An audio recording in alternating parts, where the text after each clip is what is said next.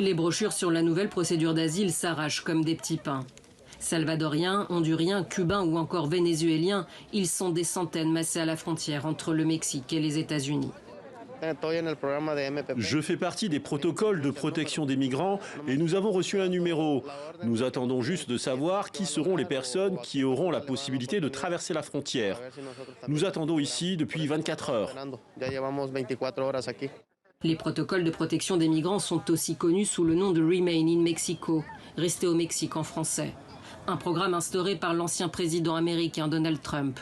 Depuis janvier 2019, les personnes ayant demandé l'asile aux États-Unis sont obligées de retourner au Mexique en attendant qu'un juge statue sur leur sort. Des milliers de candidats à une vie meilleure coincés dans des refuges, comme ici, à Ciudad Juárez, ville frontière avec le Texas.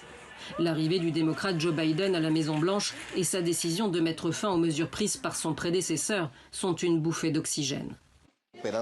Nous espérons entrer aux États-Unis avec l'aide de Dieu.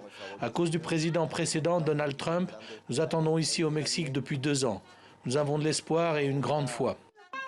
Afin de faciliter les démarches, l'ONU a ouvert une page pour permettre de s'enregistrer avant de se rendre à la frontière. Même si le processus est lent, on sera tous enregistrés à la fin. Il faut faire preuve de patience et de persévérance pour que tout se passe bien pour tout le monde. Nelly Maribel Cabrera est hondurienne. Son dossier de demande d'asile entre les mains, elle s'apprête à passer du côté américain.